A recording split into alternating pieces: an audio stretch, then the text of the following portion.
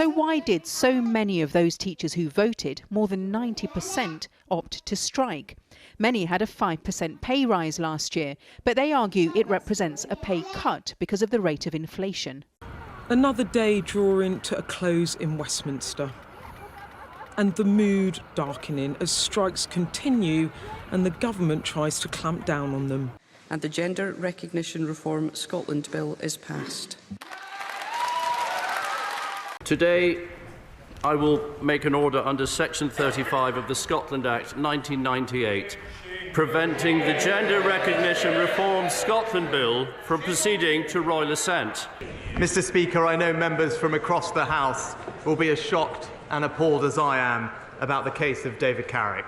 Today, a bill to prevent harmful content reaching children's eyes is one step closer to becoming law. The 300,000 people crossed the Mediterranean in 2022. That number is 45% higher than it was in 2021. When you look at the strike landscape, when you look at double-digit inflation, when you look at growth, when you compare our position to the rest of Europe, one could say to the British public, couldn't one, you've never had it so bad. Well, the international economic think tank, the OECD, has warned that the UK will have the lowest growth among the big group of 7 industrial countries next year. Only Russia, facing sanctions from the West over its war in Ukraine, will fare worse. Our economics reporter Neil MacDonald is here. Neil, why is the UK doing so badly compared to others? Well, the OECD is saying that we might actually be facing 2 difficult winters rather than just one. And what it's concerned about is gas storage in Europe. That we are worse off than our European neighbours because,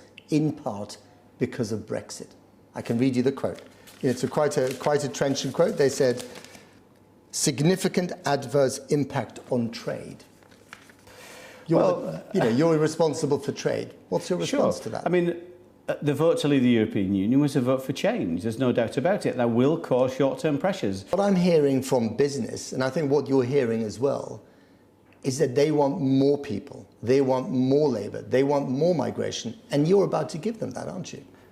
Well, we'll have a points-based system that allows us to moderate or change migration flows according to needs. Are they coming for Brexit now, Christopher? You go back and delve back deep, Dan, and try and find what he said about Brexit. There's not much, to be honest. Now, to be fair to him, in 2016, he was a minor backbench MP that nobody had heard of. He'd only been an MP for a year.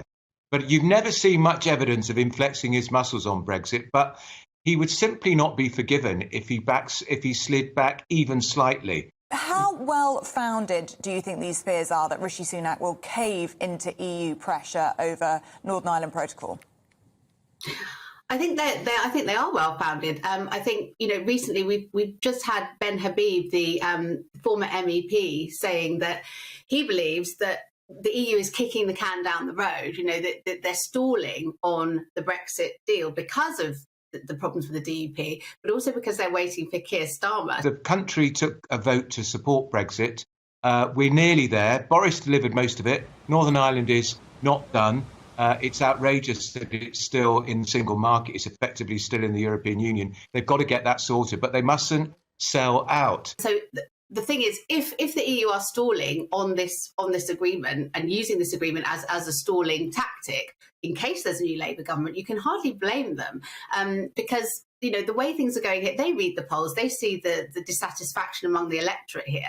And so perhaps using this Northern Ireland agreement as the continual perpetual sticking point in kicking the can down the road is a kind of valid excuse, if you like. But the hope is he recognises he's now got to run the party for the whole left and right, young and old wings of the party and get it right. And that means not to backslide on key things like Brexit.